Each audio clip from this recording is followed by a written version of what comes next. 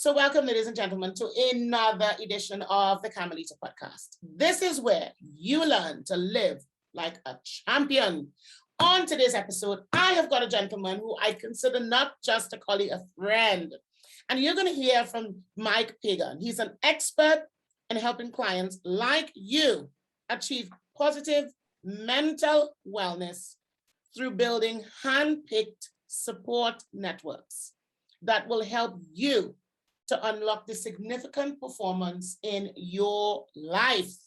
It would help you to improve in so many ways. Mike is a professional speaker, and I've heard him speak, and I've also been a part of the network. He's a facilitator and a communication coach, and you will understand why. He's an amazing communicator on the subject of increasing performance while building the right support network, and that is crucially important for businesses today. He talks, and his talks on crucial business issues such as developing wealth management, this decent wealth management team, working in isolation, especially now with the pandemic, and clients for life. How do you just get clients for life and not just for profit? That's something that's so powerful. One of Europe's leading speakers on mental wealth and performance. He delivers speeches that are dynamic, you will hear, motivational and captivating. A goal of mental wealth is the simple life. And I think the pandemic has actually helped us to understand this a lot more, to do what you love and love what you do, surrounded by people you love as well. Isolation kills creativity and prevents decision-making. We all know that, which in turn can have a detrimental effect on both you, your company, and everything that is involved in your huge success. So mental wealth comes from managing isolation, decision-making, and your mental wealth team. Let's welcome to the Camilita podcast, Mr. Mike Pagan. Thank you very much. Very happy to be here, Camilita. This is a joy. It's always a joy to be with you, and I thank you for that introduction. There's so much to cover and so little time, but so much to be done in the big wide world out there. Thank you so much I know we had to change a few times because I wasn't well, but I'm glad you're here. Look, we're going to dive straight into it. That book behind you there, Mental Wealth, Build Your Mental Wealth Team. Why this? Why now? Okay, the simple process of mental wealth. For me, mental wealth is about that support network that truly has your back. Yes. We have a lot of people, we have a lot of noise, we have social media, we have everything else all over the place with thousands of names and noise and nonsense a lot of the time. Yeah. But who are the people who've truly got your back, who will stick up for you, who will challenge you, that you are open, honest and vulnerable with, that help you? Because mental wealth is clearly a play on the language of mental health. Now, first things first, I'm not a mental health expert or a counselor. My whole focus here is building that support network that is fit for purpose for the way forward, not the way it was yesterday. So there's a lot of intentions in here. So we intentionally choose the people we want around us, which therefore means we also intentionally choose the people we want to get rid of. So we are very selective. And you used the language earlier about isolation kills creativity and prevents decision-making. There's a reason why prisons put you in isolation. It's a punishment. So why should we choose to lead our lives and our work practices and everything else in isolation? Because there's times when we need solitary work, when we need to sort of get in the zone and in the bubble. But if we want creativity, we want sort of different minds, different viewpoints, different lenses looking at what we're doing. We need to have people that we know, like, trust, love, respect, honor, everything else, and they do the same for us. Then that's about building that network. And if we've got that network, then we avoid the challenges that are associated with isolation and the detrimental negative effects of poor mental health, which comes off the back of that. So let me ask the question. Final thing on mental health. We are all on a mental health spectrum. We are all on a mental health spectrum. Today, I'm having a good day. Tomorrow, I might not. We all yo-yo across the board. And it's knowing who's there to support us and be around us to help us manage those ups and downs on a more regular basis. So this is what I was going to ask you. Who is this targeted towards? Who is this about? Who is this for? Who is the targeted person group that this is talking to? Is it organizations? Is it companies? Is it individuals? Is it SMEs? Is it solopreneurs? Who is person? Who are the people? Whether you're the chief exec of a multinational organization with 10,000 employees, a solopreneur running a multi-level marketing company based in your back bedroom, or a single mother in a tower block in East London with 3 children under the age of 5 on the 15th floor. We all need a support network around us that will help us do what we want to do, find the goals, find the objectives, find the right answers and solutions, because these people will ask better questions of us than we will of ourselves. And as a result of that, we find new answers, fresh answers that we can deliver against. Wow. But look, you're all right. You and I know the pandemic has heightened this whole thing to do with mental wealth, okay? Because people were alone and they were at home working from home.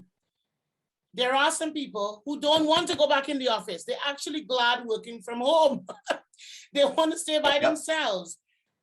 How do they maintain that mental wealth?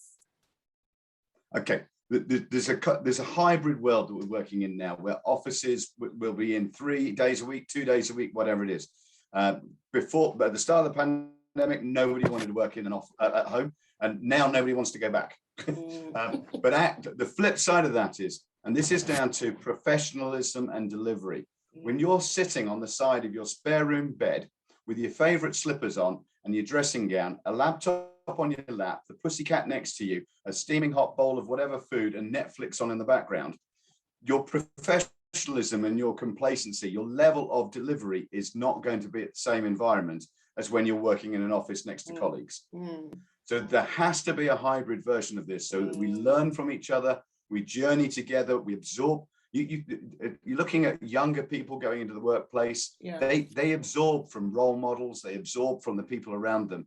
So they're being shut off and shut away is not right for the majority. For some, it can work perfectly, I admit that.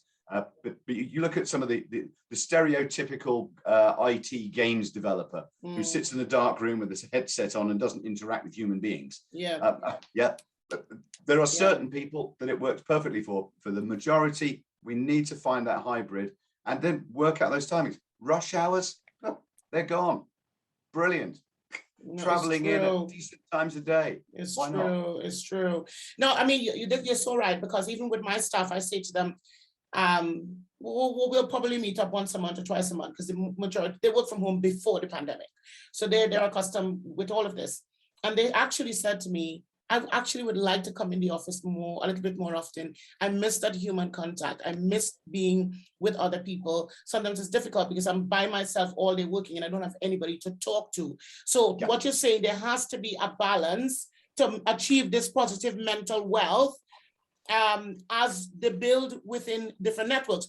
How do you do this within organizations, within corporations? Because there's a big group. You're looking at hundreds of people rather than a one-man band and 2 people in a garage. How do you switch? How do you deal with large organizations? Well, the large organizations, we still need to understand where they're working on their mental wealth or their well-being or their support networks. Because the priority number 1 here, whether it be a large corporate or an individual, is self-care. And self-care is more than just well-being. Self-care is about making yourself number 1. And now this is something that I know is music to your ears, but we have been historically told that selfish is a bad word.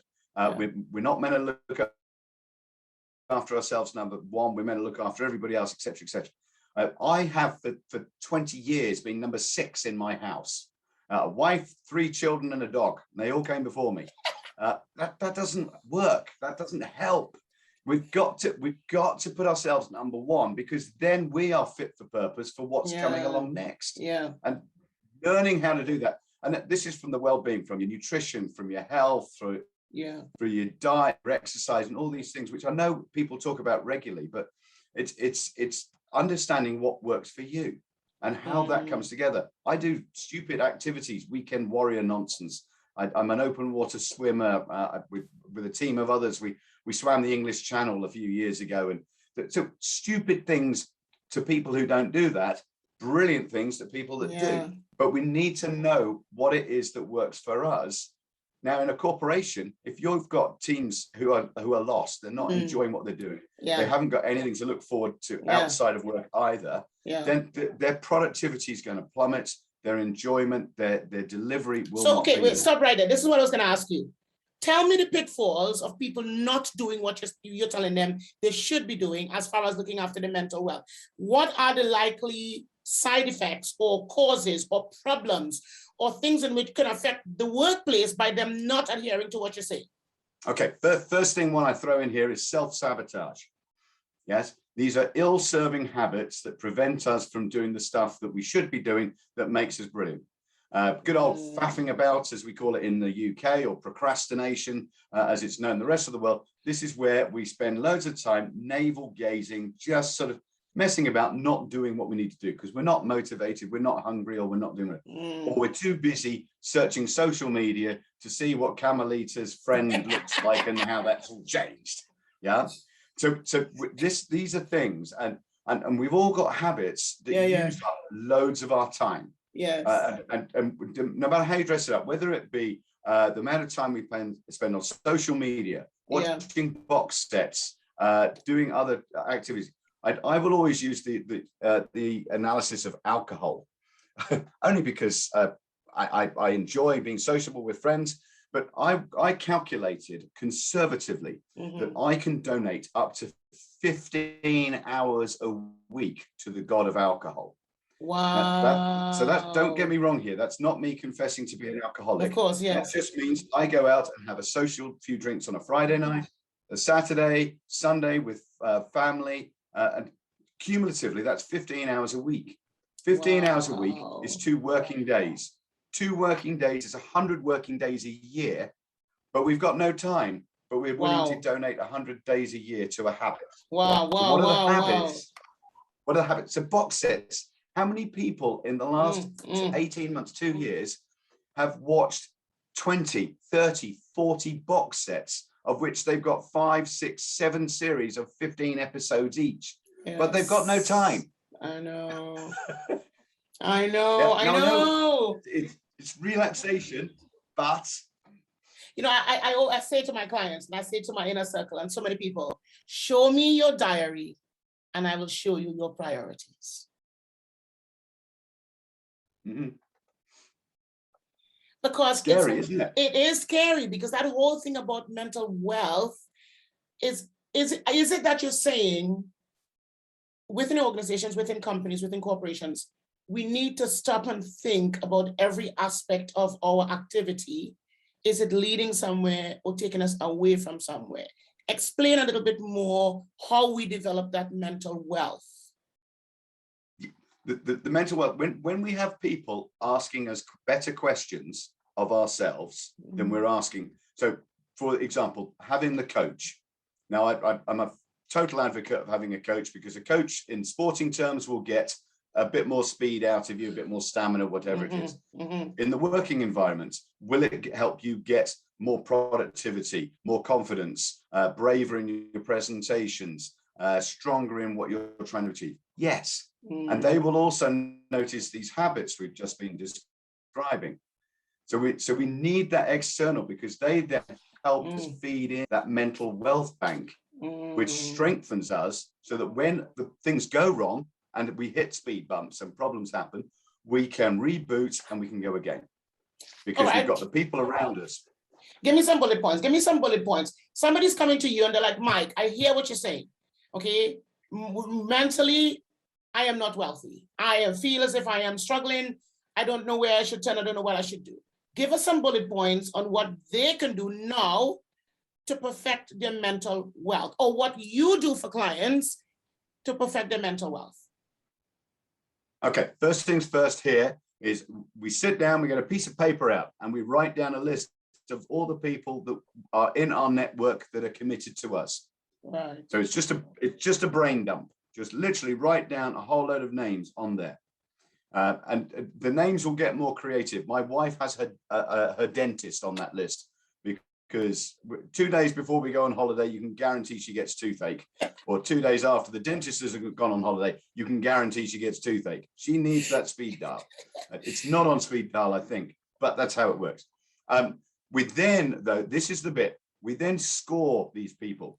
Right. Okay, we give them a score, 1 to 10. 1 being a low score, 10 being a high score. This is totally subjective. It is not scientific. So don't overinflate the numbers to make somebody feel good or make you feel less bad. Just choose the numbers. If somebody scores a 1, 2, or a 3, you know them. They're an acquaintance. That's it. If you're scoring 4s and 5s, they know you because of a reason. There's some sort of reason why you're connected. It could be to do with a sport, could be to do with a church, could be to do with school, whatever it is. If you're scoring 6s and 7s, some of these will be great friends. You'll go to birthdays, you'll go to weddings, you'll go to parties, you'll be out and social. Right. However, you won't be vulnerable, open, honest, and naked with them about your current situation and what you're trying to achieve. Yeah. That's reserved for your 8, 9s, and 10s. And the 8, 9s, and 10s are the people that matter in your mental wealth team. They're the ones where you are truly open, vulnerable, and honest with, and they have got permission to call you out when you're being an idiot, when you're going off in the wrong direction, when you need some impartial support. They're the ones. So we build that. Now and then we add up the total of those 8, 9s, and 10s, and they're the only ones that matter. And there'll be certain people who will score 50 to 100 points there, or 100 plus even, because they've got a really strong support network around them. Right. And they may have overinflated their numbers, but that's a question. There'll be others who are only scoring 8 or 16 or 24 because they've got a small network around them. They may even score 0. Wow. But that's the starting point. The starting point now is to ask better questions of the people we know and trust as to who we should be talking to. And this is the greatest weakness we have, is the ability to ask for help. Because asking for help is a sign of weakness. Yeah. We need to be asking for support and opening up for those people. Wow. Do you think this lack of this, I should say, leads to unproductivity?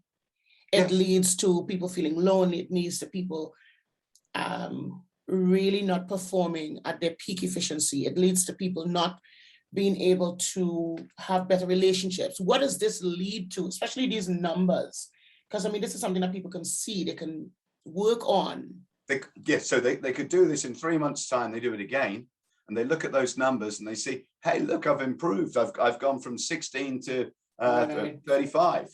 Great. That means you're starting to build people around you that are asking better questions. A classic example, and I know you do property investing and so on. I did property investing in the mid 2000s, so the mid noughties, and I got some right and I got some horrifically wrong. Okay, the 2008 correction came along, and the world changed. Currencies plummeted, but built just as we all know, it went horribly wrong. I lost a lot at that time, and upon reflection, looking back, I know that my professional team was not fit for purpose at the time when I was making these investments. Wow. Because I was emotionally involved in, I want to build this $1 million, this £1 million portfolio. I want this, that, and the other. I want 10 properties. I want whatever the numbers.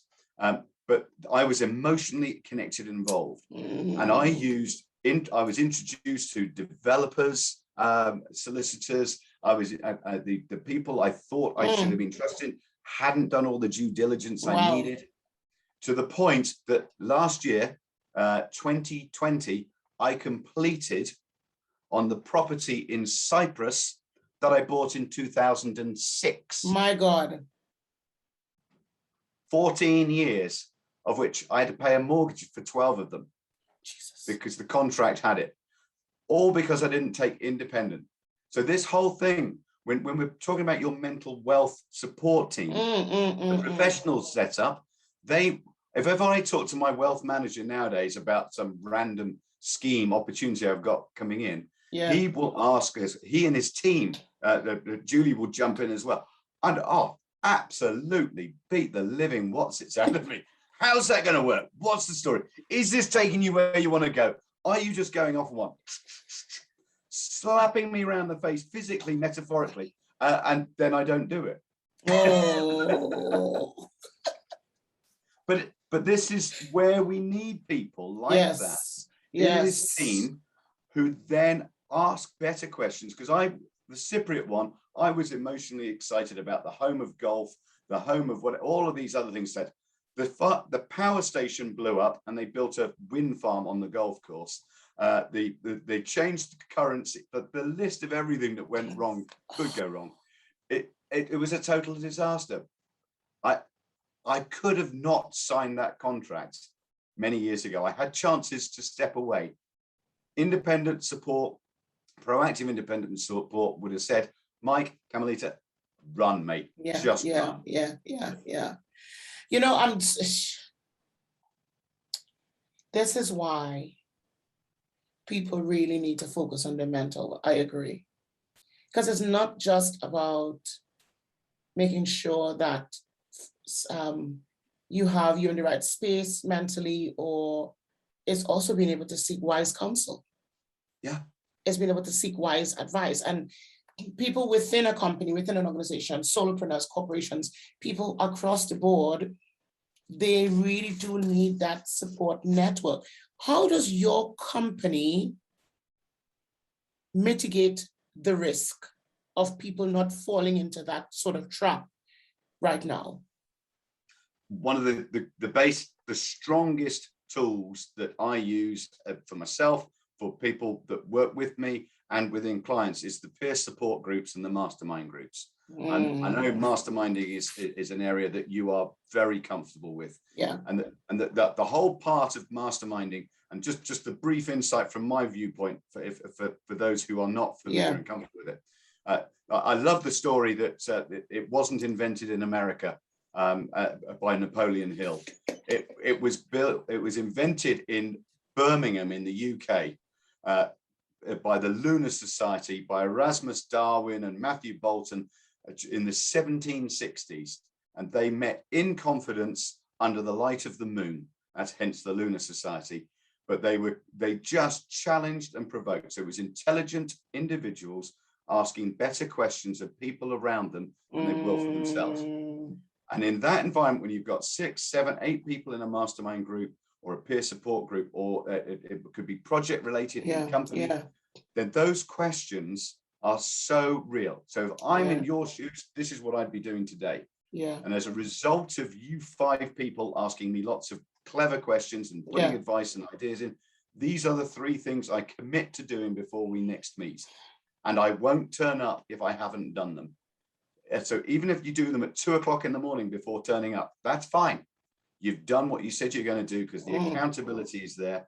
And I know there's a wonderful story. It's not mine, but it's a story I always quote, where there's a particular gentleman who had got a terminal diagnosis of cancer.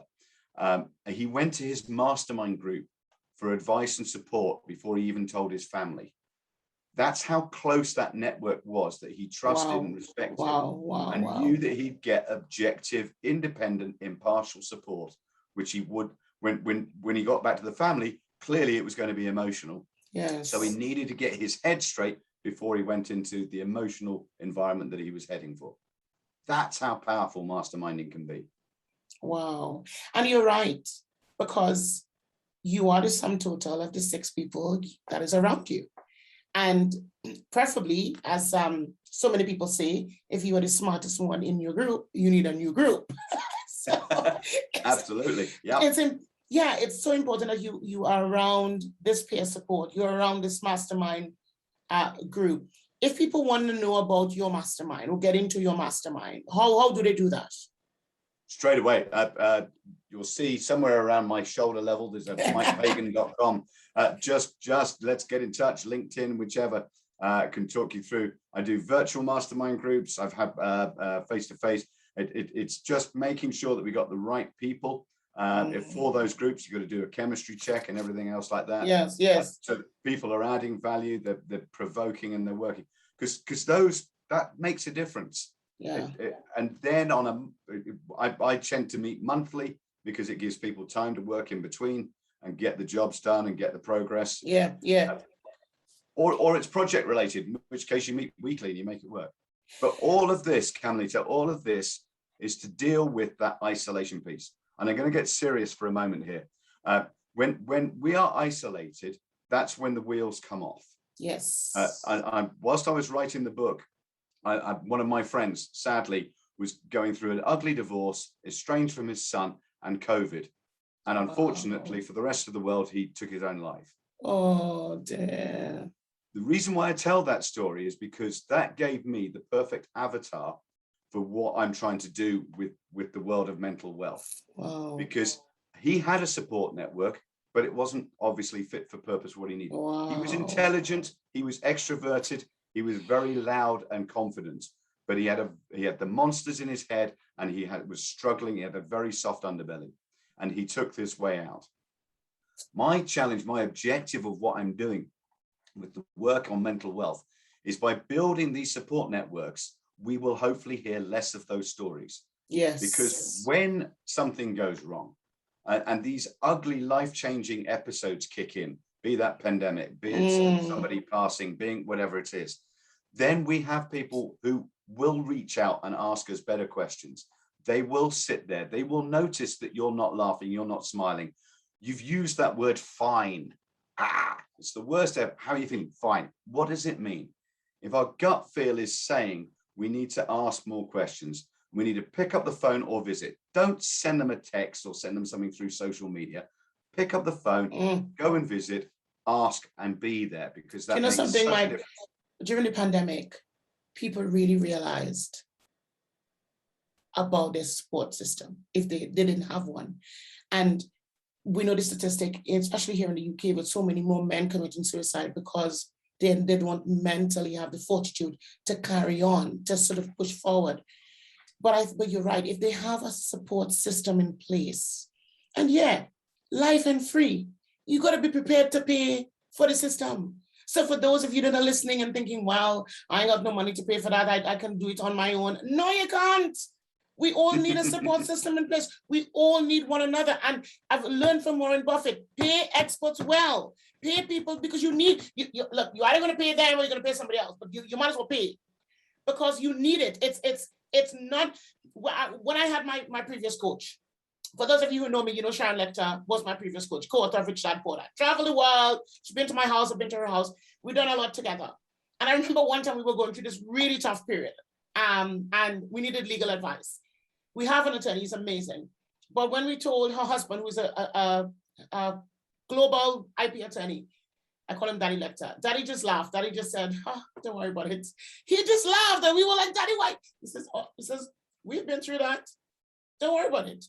And we needed that at that moment. That was the little thing that we needed. We paid them. But that little thing that he said to us at that point paid for everything, because it helped us maintain our sanity so we can carry on. What would you say to people that are listening? Some of them will go to your website. They probably might see the price, they might not. They might ask you the price, and they might think, what would you say to those people who are thinking, well, I'm not sure if I can afford that. Can they afford not to afford it? The property in Cyprus that I mentioned a few minutes ago cost me £250,000. It is worth about 50. No. I avoided spending 500 quid on an independent legal advice that cost me 250k. I think that says it all. Shortcuts, do they work? They bite you in the bum. That one royally did. Well done on you getting that one out of me. I don't think I've ever said that publicly before. And this is the thing, joking aside, it took me years to be able to talk about the property that worked and the property that didn't work, because I was so embarrassed with the errors that I made and how it worked, and was it reckless, was it whatever else. Having the right support people around me would have changed that. Yes. I'm very proactive in my self-care. I'm very good at having my coach that supports and challenges. I'm changing my own mastermind groups at the moment because as I've evolved and things are changing, indeed, you need to refresh, you need to reboot. Indeed. And my professional team is bang on for what I need at the moment. And one of the things about the professional team I just had in there, I was advised by my father and my father-in-law, never do work with friends and family, because when it goes wrong, it's ugly. And then I asked some other questions. So hold a second. My father-in-law, his wealth management, his legal and his financials were all done by his best mate's company. My father's legal advice, wealth advice, and everything else was all done by my grandfather. And then when he passed, by my uncle. But both of them had said, don't do work with friends and family, because when it goes wrong, it's ugly. Okay, do as I say, not as I do. Yeah. My wealth manager nowadays has grown to become one of my best mates. And that is why he is so rude about stupid ideas I come up with in the wrong place. But it means also, though, when I've got a query or I'm unsure, I'm unsettled, I can reflect and bounce back, and I get impartial, honest, real advice that is fit for what I will hear. Because that's the other thing. We know the Zen philosophy of when the pupil is ready, the master arrives. He knows what I will hear. He also knows what I won't hear. And so therefore, there are people who've told me stuff before that I haven't listened to, and it hasn't gone as well as it could. I tell you, I wish people that are listening, and some of you are going to watch the video, if you learn nothing else from this whole conversation today, is that you seek wise counsel. It will save you heartache, time, money, your relationship. It will save you so much if you just take wise counsel. If you are here, I'm glad you shared that story, Mike, because when we share our stories like that, it encourages someone else. It actually helps people to believe that you're real and that you're normal and that it's okay what they're going through right now, and that they actually can come to you because you've been there. So I'm glad that you shared it. And I've had property deals that went amiss.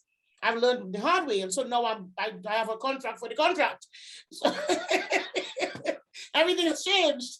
But I've had some serious, that I share all the problems as well with some of my property deals in the past.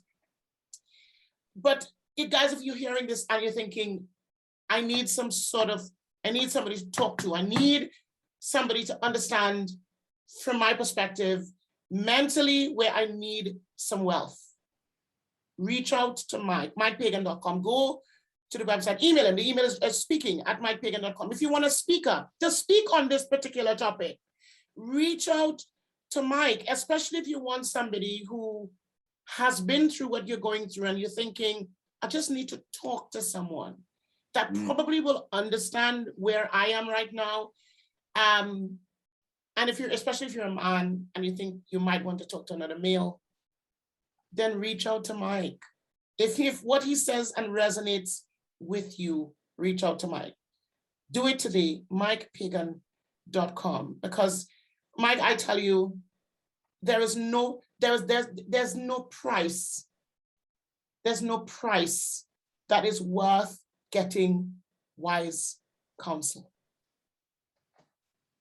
One of the strongest things that I get nowadays that I didn't have before I had my support team around me is the confidence and the ability to make braver decisions, which means I can have more fun. So going traveling, going partying, playing more golf, doing more swimming. Next year, I've set myself a goal. I'm swimming one of the longest lakes in the UK. It's 11 miles long. What? I realize there's bigger ones in the US and in Australia and whatever, but this will take me about 6 hours. It's completely stupid. Why am I doing it? Because I like the idea of pushing and challenging myself and making that work. I always have done these challenges on a fitness thing. So my self-care is something that I've always looked after. My father was a short little fat guy who wheezed when he got to the top of the front doorstep. He was not, he and fitness were not friends. And it took him early. So I've always been somebody who's done lots of sport and that activity. It's just me. Now, it's not for everybody. Yeah. I was talking to a lady earlier today, and we're having this conversation. Her whole focus was her world has become gardening.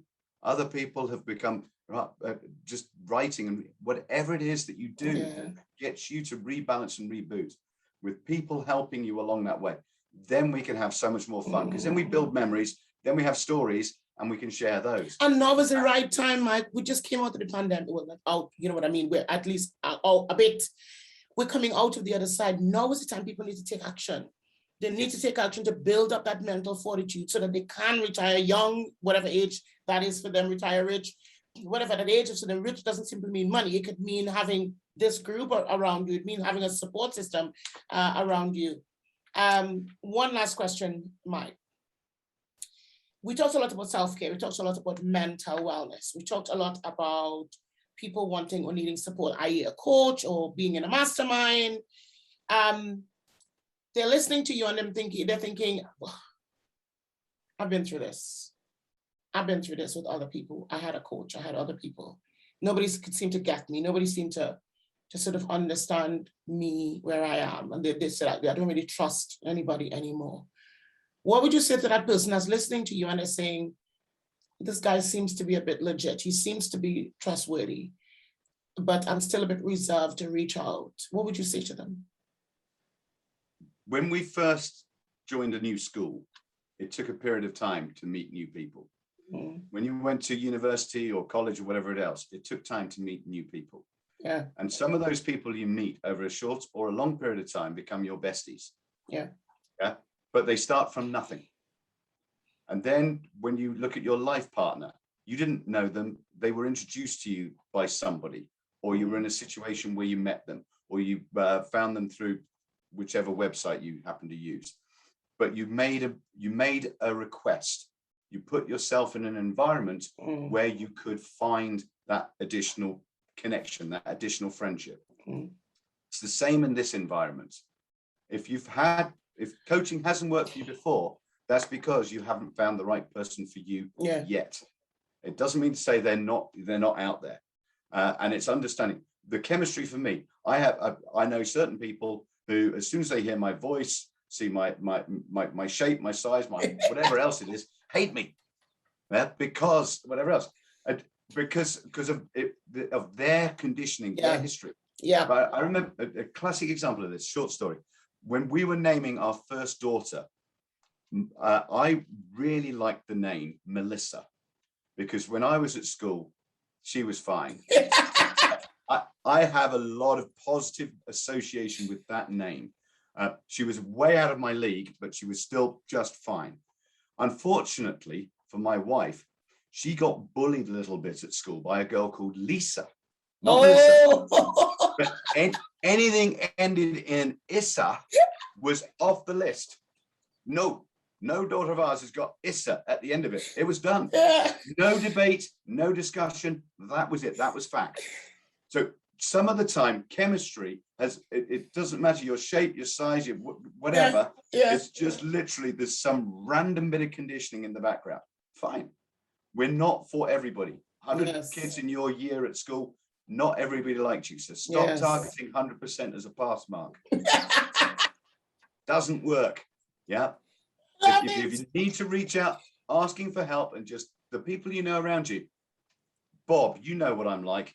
Who do you know I should be talking to? Because I'm not getting on with Camilita. She's not my sort. I'm not getting on with I don't think so.